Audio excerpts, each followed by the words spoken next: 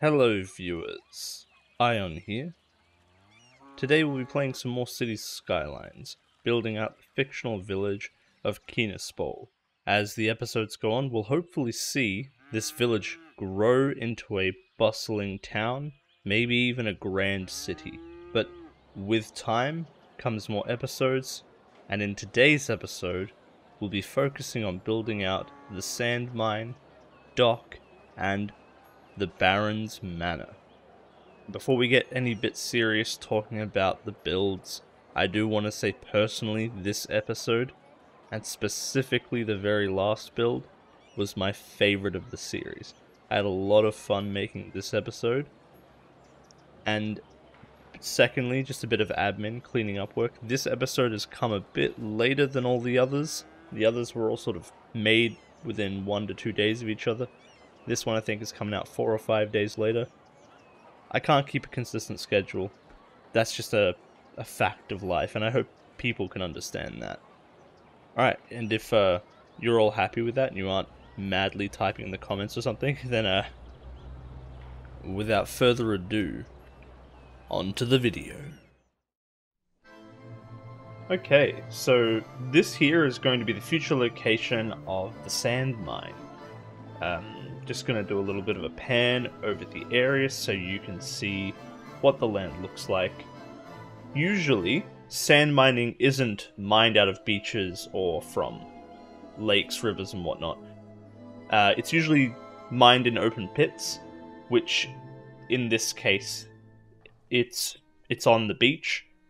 The reason why we're doing it on the beach is because open pit mining is a lot more difficult to continue doing it, and the demand for sand is not very high. Sand is usually only used for a few things in this particular time. In the modern age, it's used in a lot more things, such as concrete, such as a use for lowering the melting point of ice and snow, which would become very useful later on in winter, but it's currently fall, as you can see. And here I was just testing out the difference between the ruined and the sand textures. The sand texture is far too white and bright, so I'm going to use this ruined texture. I might actually switch it up later using some theme decal mixes, but I'm not too confident messing around with it. And there's just some discoloration of the sand, showing that some of it's older and wetter, it's been exposed for a lot longer. And here just sort of trying to make it a workable industry.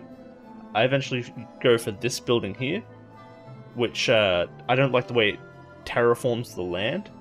It sort of makes it harder to detail. So I'm actually going to use, here we go, I'm actually going to use it. But what I'm going to do is I'm going to turn it into a procedural object. And what that does is it stops the land around it from being formed like that. And then I'll just use later on, I'll add an industry block in it, so it pretends that it's actually working. Here are some sandstone block stairs. These, not very useful or even very practical in this case, because you can always just walk down the hill a different way, like around there, as you can see. This crane here is just for lifting barrels of sand off the beach. The crane is here only because while you can carry barrels up, it's much more handy to just hoist it up with a crane. It's a lot easier on the back, and also because you can do a lot of them at once.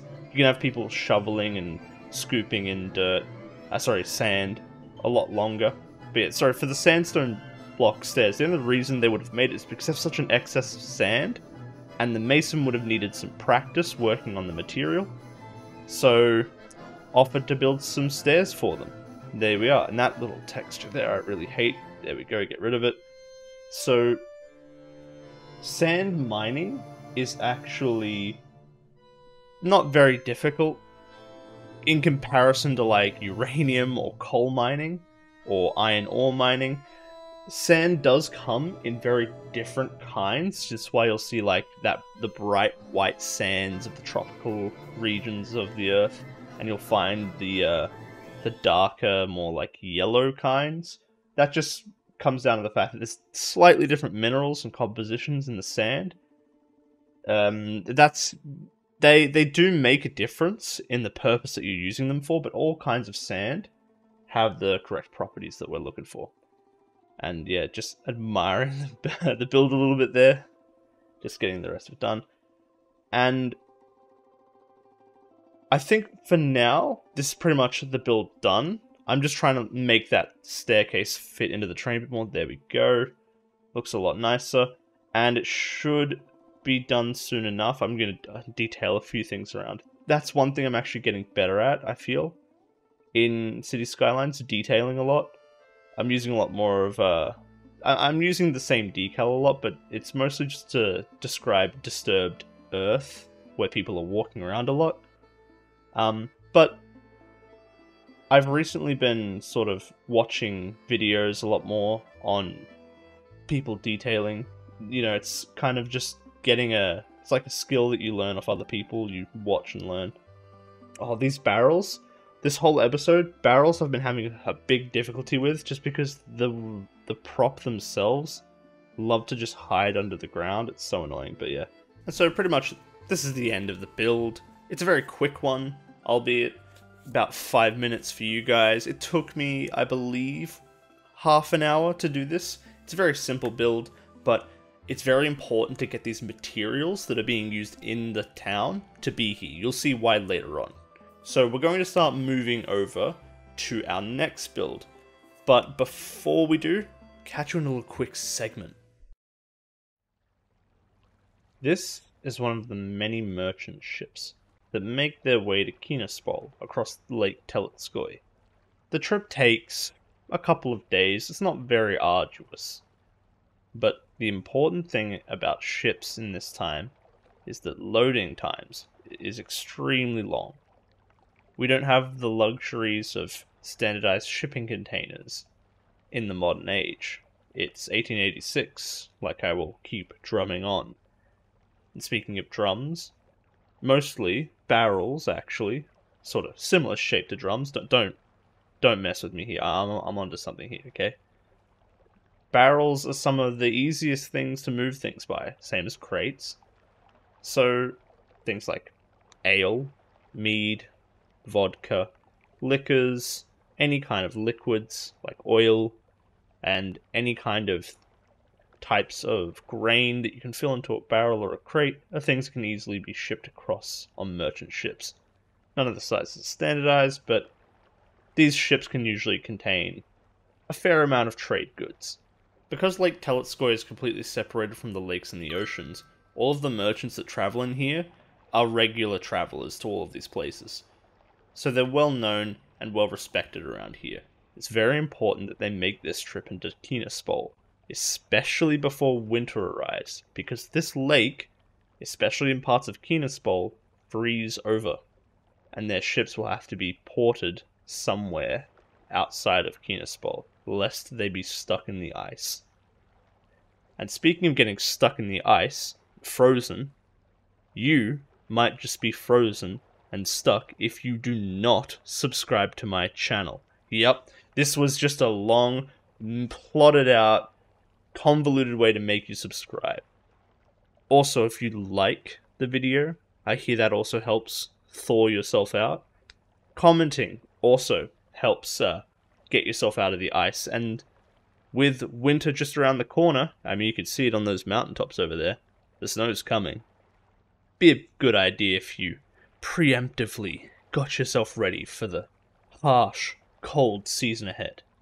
I'm going to leave you with this, and we'll come back to this merchant ship later and see how their trip went. In fact, they can't land in Kinaspol right now because we haven't built the port yet. Well, let's go and do that. And so here we are, the location of our future port. It's a nice accessible part of the coastline in Kinaspol, and somewhere that we'll come back later to at the very end of the episode to compare side by side, just like in the past videos, how we've done the build. So, first things first, we're actually looking at the village. There's a few problems, but we're ignoring the peasants for now, they're not that important. This little dock, can't exactly place it. Why can't I place it? Because the map hasn't quite got this setup sea routes. So I'm just plotting out the path, telling the ships you can fit between those two little islands and you can make it into this little area. One thing about picking a place for your ports, especially ports like Kinaspol and old-timey ports, is breakwaters, natural coverage from waves. Even though Lake Telitskoy is an inland lake, it still has waves. It's big enough to generate waves, and small ships would like to be protected by that. It's also very good, especially in the future, when there might be invaders, but that's not something you heard from me. Yeah, so there's all sorts of good reasons to have a protected bay, and in Kinaspol's case, they have natural protection in this location. They could put it elsewhere, and be more accessible, but the accessibility is not very... It's not a big requirement. The majority of ships, like the one you saw from earlier, very small. It's not something that's going to require massive docks, very deep lands, and all the rest of the pizzazz that most docks have. And in this case, we have just cleared out the road and detailed a little bit on the road down into the dock. My bad. And a little bit of the forest had to be cleared, of course, to make way for that road. This little invisible road is a secret little thing that I've had in the background that I can finally delete. It was the only way people could get into town before. This doesn't exist, but the game requires it to exist so that the city can actually function. Because without it, there's no way to get there. However, we were always under the assumption that this was already built. And here, have a little look at this. These are the two distinct ships side by side, which is just so lucky to find that you'll find. That little sailing ship and that one steamship. Very important. That big steamship does not come to Kinaspol. It's the merchants that drive those ships, they have predetermined routes with big companies in other places. They're not coming to Kinaspol. And yeah, surprisingly, that was the build. Really quick, really easy. It is a small town, it's a small dock, it doesn't require a lot. And what you'll be seeing now is actually just me touching up on the village. And we'll come back for my favorite build of this episode, and the series so far. And we can't forget, before we get onto the Baron, the merchant ship that was coming into Kinaspol. And look at that. They're just arriving into port.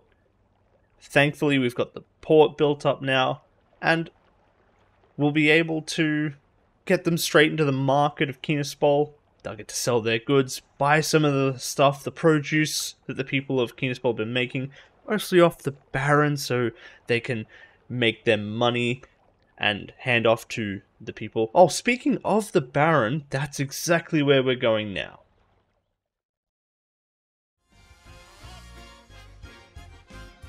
As I've said before, this is my favorite build that I've done, and I put a lot of effort into this one.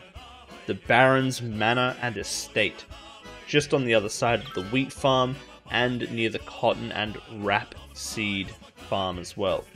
This is a very prominent feature of Kinaspol. It's the seat of power, it's all of the wealth and all of the extreme inequality that exists in this village. It's a bit over the top. Most of the villages you've seen before just have a house, and they have a few things that help them get by. As you'll soon see, the manor that will be built in this relatively flat plot of land. You can see some of the lumber horses going by. Yeah, this land is going to be transformed into something that depicts extreme wealth and royalty. So here we go, starting off the build, checking the area itself. This is the road that comes off the main one. There's the manor. Boom, straight away, done. No, that's not it. That's not it.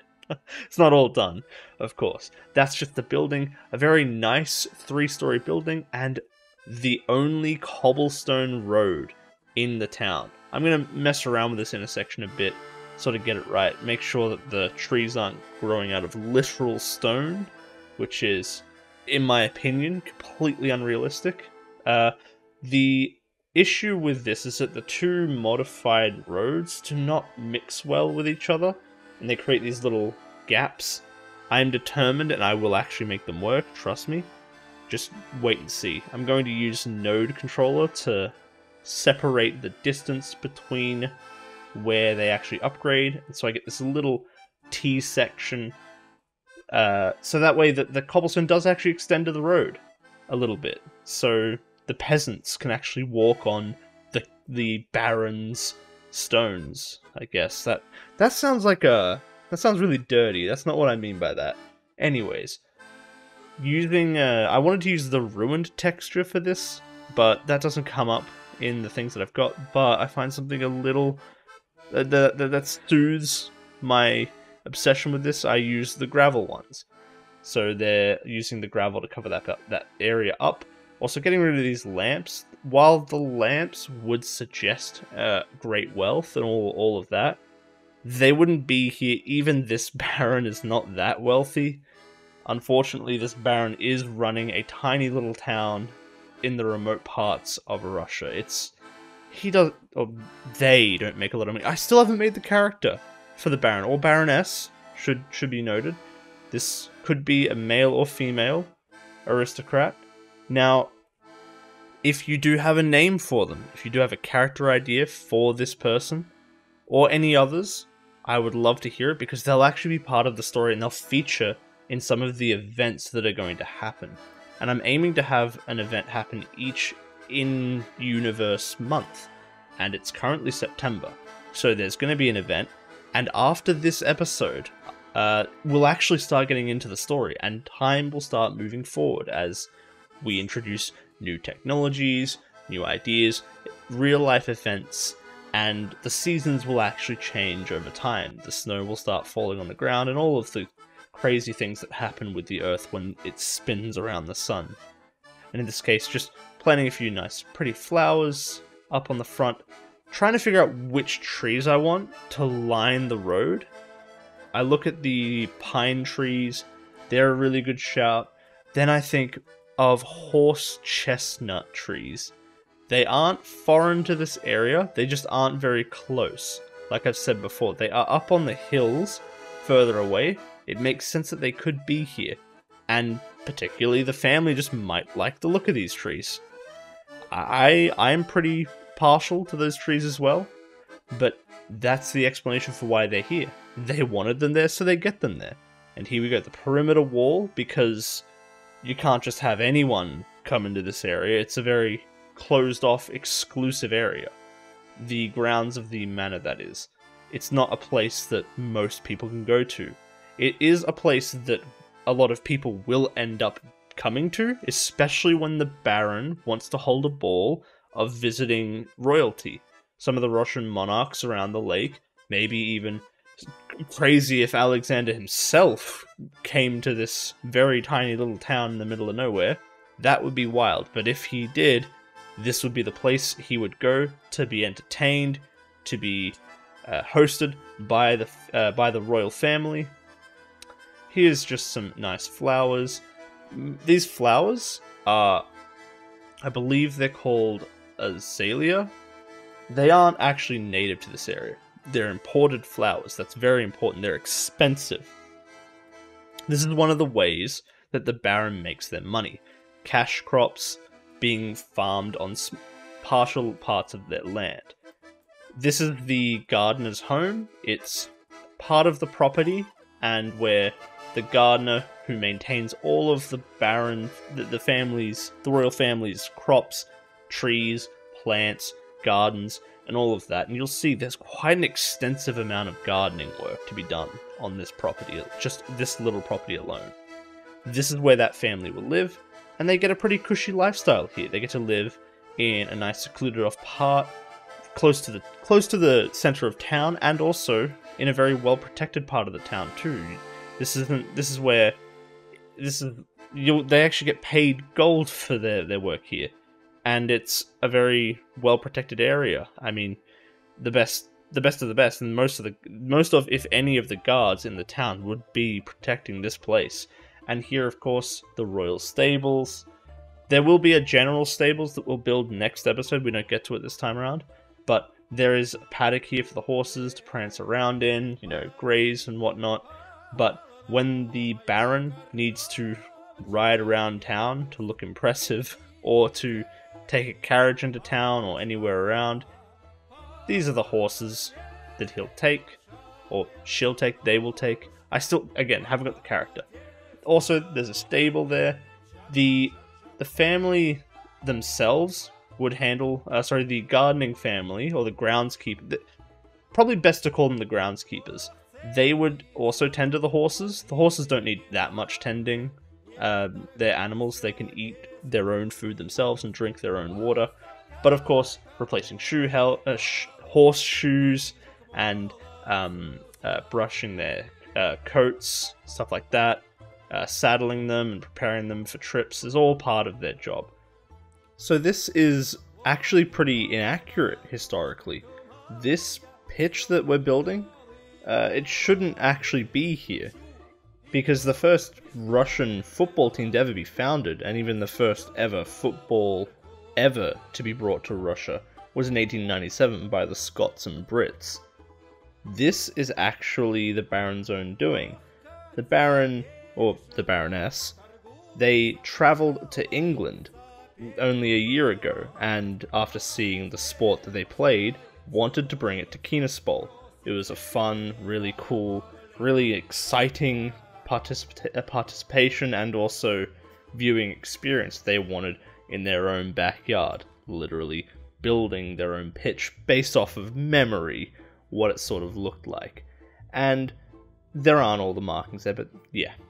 Why did they want to do this? Well, they're royalty, they do what they want. But also, entertaining foreign nobility, entertaining, more importantly, the Russian nobility, is a very big part of politics. And having sports, and very new, flashy, modern sports like football. Football, game of football, football, all the football, it's all football, always. The football, thousands and thousands of hours of football. The football is officially going on forever. Who has won the football? Football, watch it, watch the football, watch the football, it's football!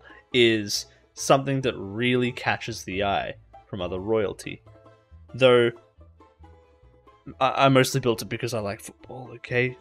Let's just be real. Like, the main reasons why it's here, though, is because it's a political stunt, and also it's a statement.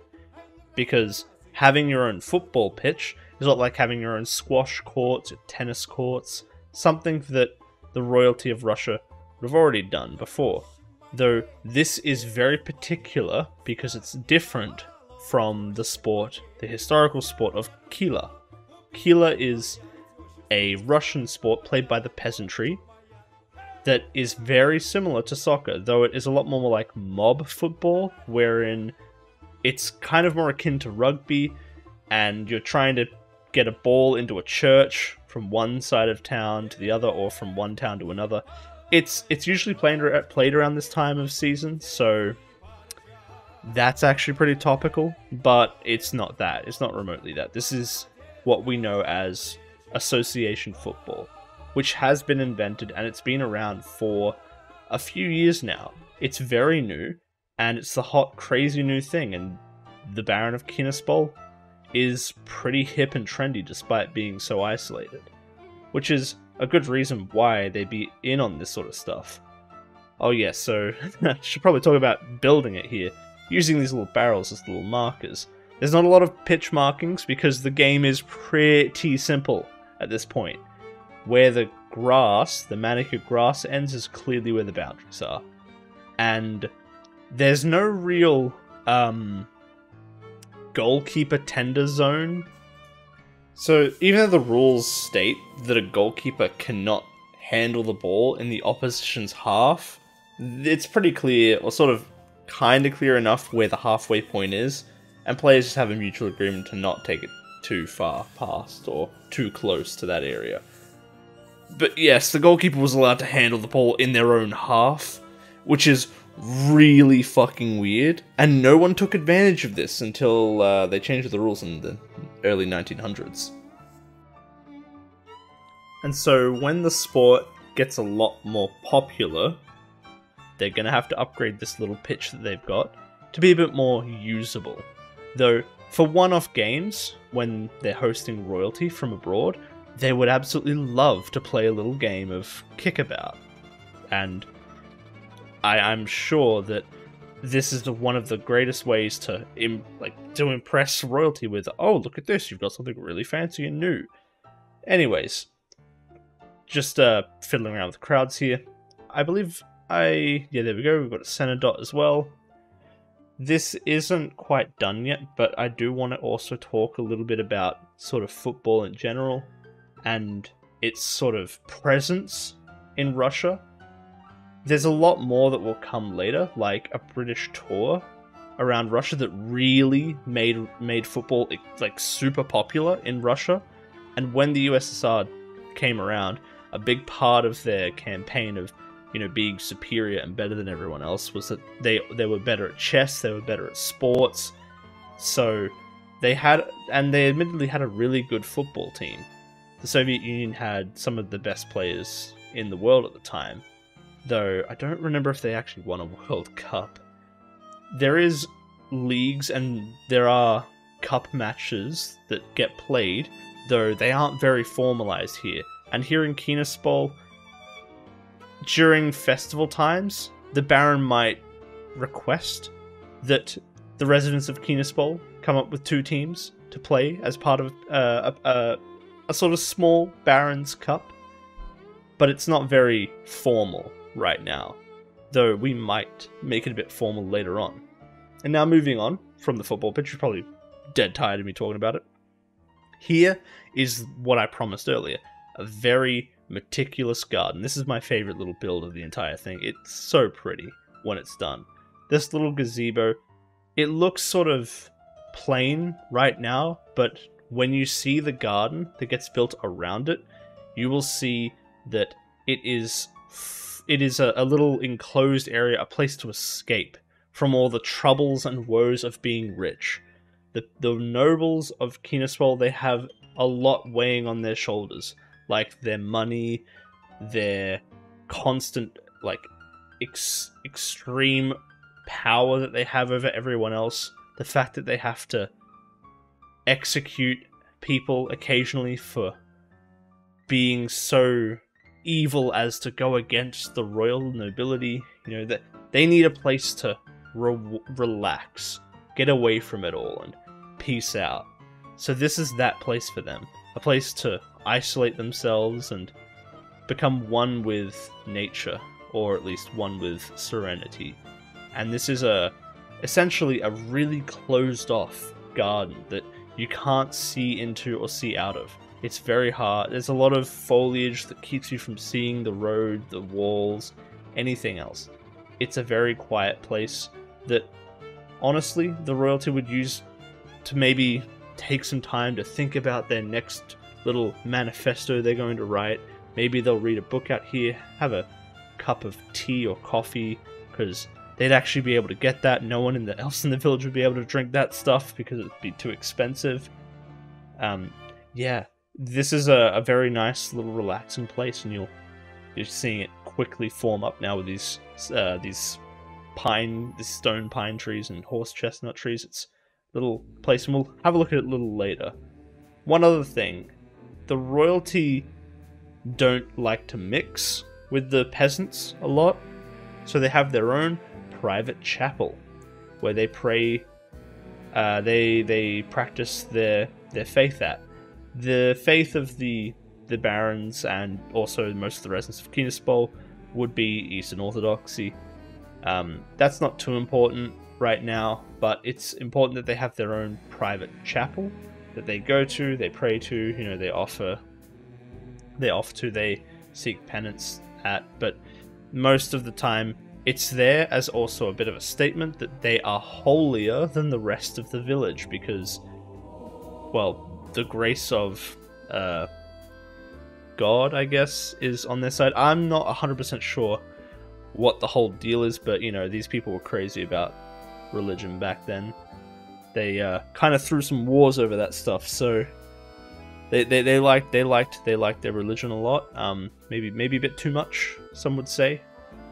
I'm not saying you shouldn't be religious, I'm just saying that, you know, throwing wars over it all is a bit much, but I think everyone can agree that the Crusades were a bad thing. That might be political. I don't even know if that's political.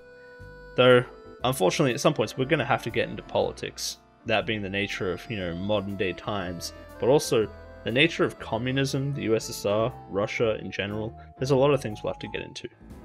Now, speaking of, like, detailing and, you know, world politics, they kind of clash here at the moment with my little voiceover, but anyways, the trees here, they're lining the exterior, the perimeter of the property, so that dust doesn't come in, you know, just like the farms. But in this case, it's so that when the Baron's family, you know, open a window and look out, they're not getting whacked with a bunch of dust. They can actually live life, live, laugh, love, without any of the peasants crying. But yeah, this is actually the end of the build, and, well, this little path here is the end of the build, and it's the end of the episode, actually. So, before I go, you know, I'm just going to say, you know, comment, like, subscribe, and if you do have some ideas about the village of Kinaspol, please, you know, pop them down below, send them to me on Discord or whatever. If you don't know I have a Discord, it's probably linked in the description. I'll make sure it's linked in the description. But yeah, now to just wrap things up in a nice little bow, just gonna have a look at some of the cinematics that I took of the Baron's estate. Look at that garden. I mean, it's just so pretty at this sort of eye level. I love it. It's my favorite part of the build, actually, even though I love football a ton. And here's that gardener's little patch there, the flowers and all.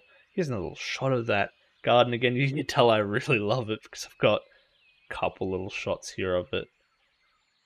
And you can see there's some nice flowers and young trees in there. That little flag banner I put that up in spur of the moment, but it does look really nice. Maybe clashes a bit with the overall look, but I mean, look at that. It's a very nice little cozy little area there. There's some of the horses, some of the royal horses enjoying their time in the royal shade. Could label anything royal, like this, the royal pitch. And so this is the very last of the cinematics, the very end of the video. Before I do end the actual video itself, I'll leave you with some comparisons as well to see the progress. But I hope you enjoyed, and I will see you next time.